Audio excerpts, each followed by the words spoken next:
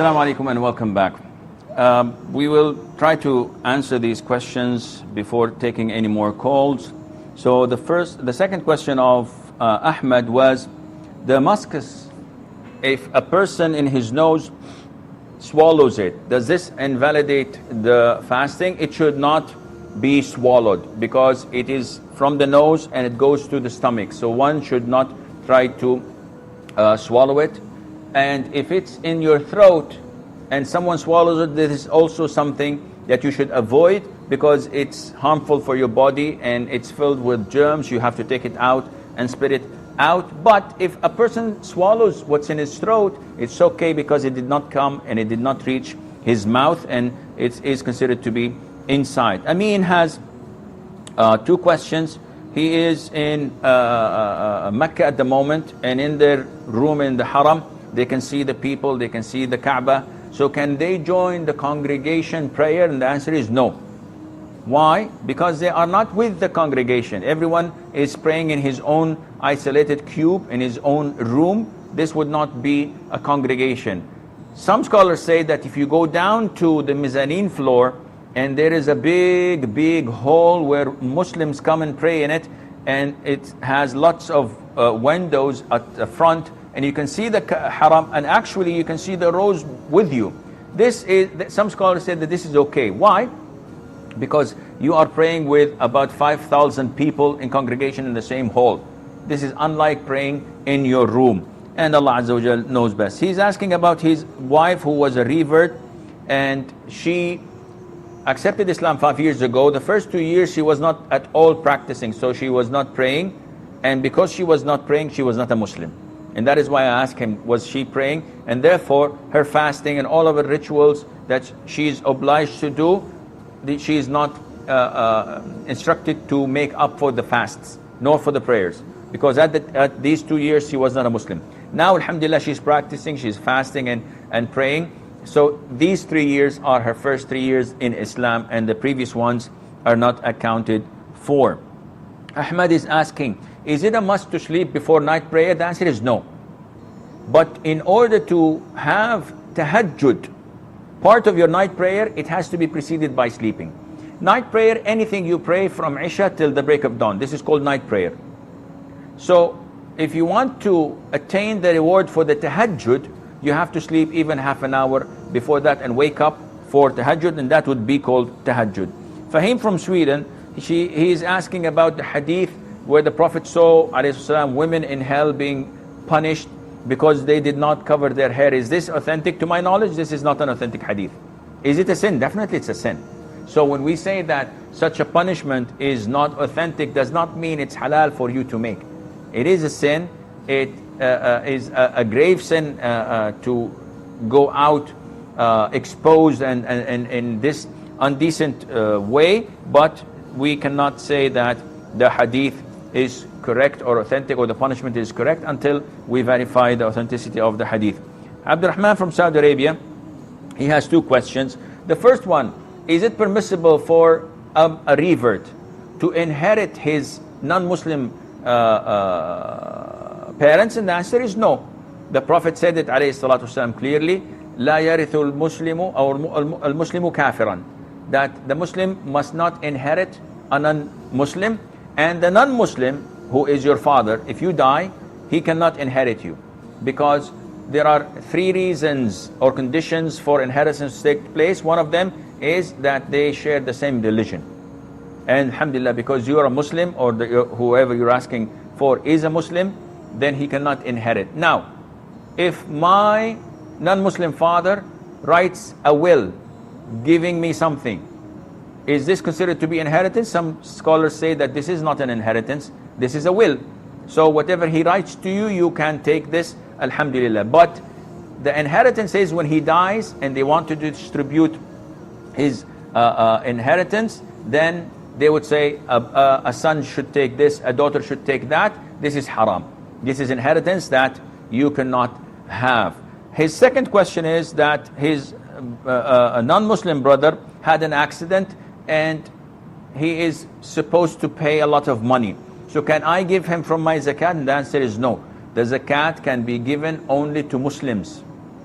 and you can help him, and this is part of the charity, yes, but other than the zakat money. Abu Amir from Saudi Arabia, he was telling me that, from Libya that is, he was telling me that the company he works for, he doesn't work for actually. So he is like a dealer. They tell him, we want 10 riyals in this product, and we don't care how much you sell it for. So he takes it, he sells it for 3 riyals extra, 4 riyals extra, without informing them about the profit, because they do not require this. Is this permissible? Inshallah, this is a sort of a commission. And it is best to know what the commission is, so that the owner of the product would not be aggravated or be saddened because he did not think it would reach that much. However, if this is done by them willingly, all what they want is 10 riyals, and they give you the liberty to charge whatever you want, inshallah, this is permissible. Kamil from Saudi Arabia, she had 5 questions. 1, is it permissible to give the zakat as a wholesome, as a large number, and give it to one poor person that would utilize it for a whole year? The answer is yes, it is permissible. You don't have to give small pieces, unless you believe and think that this person, once he takes the 20,000 riyals, he would disperse it in one day, unwisely. In this case, no. You have to give him what he would utilize to the best of his interest. But if you know that he's a sound person, he has a lot of needs, you can give him the 20 or the 30,000 at one go. What's the ruling on a woman in her house? Of course, there is no non-mahram, and she's wearing pants and t-shirts and reading the Quran. This is permissible. She doesn't have to cover her hair. She doesn't have to cover her body. And the third question, a person praying on his own, reading witr in his house, can he raise his hands? Yes. Can he recite the dua al-qunut? Definitely. Can he add something more? Not recommended, but yes, he can. It is not recommended to prolong the dua al-qunut like we see in today's masjid. Qul huwallahu ahad takes like half a minute, and the dua takes 20 minutes. And people's necks and shoulders are aching because of the continuous repetition of the same thing. What do you want? Paradise. What do you fear? Hell. Khalas. Why do you beat around the bush and start making lots of tales and stories and things like that? No. But if you want to do it in your home, yes, this is a place for it.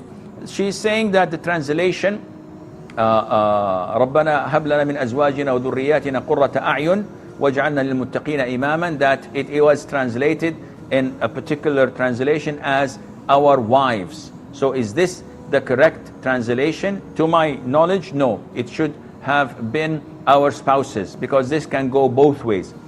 Azwaj in Arabic can mean females and males. So when you translate it to English, you should have, in my view, in my point of view, and those who had done this great job of translating the meaning of the Holy Quran, definitely they are far, far greater in knowledge than me. But this is my own humble opinion. The verse, and I've corrected this in previous lectures of mine and writings, it should have been our spouses, so that the woman can recite this and ask Allah with it, and also men can do so. She's asking about the gum that is bleeding, and one tries his level best not to swallow it. He spits it, but sometimes something out of his control goes in with his saliva and he swallows it. Does this invalidate the fasting? And the answer is no, it does not affect your fasting, alhamdulillah. Now we take any questions if there are any. Okay, until we get your calls, Arina is asking that she needs, and she's taking Islamic courses, Arabic and Tajweed, from an online institute. They gave her a scholarship, but now they cannot continue to give her the scholarship. Her father is poor, he's needy, and he's so proud he doesn't ask for zakat, and he may not take zakat if given. So she's asking, is it permissible for me to ask some of the sisters to sponsor my learning in this institute so that I can master Arabic, Tajweed, and other religious sciences? And the answer is, inshallah, there is nothing wrong in that. And they can give you from zakat money as well. Salim is saying that he has 236 grams of gold. Should he give zakat on the whole of it, or should he give zakat minus 85 grams? And this is a misconception. We've cleared it a number of times. A lot of the brothers and sisters think that when we say that the nisab, the limit, is 85 grams, so if they have 100 grams, they only give over the 15. And the 85, they're exempted. And this is wrong. If you have 85 grams, give 2.5 on the 85 grams. If you have 500 grams, you have to give 2.5 over the whole total 500 grams.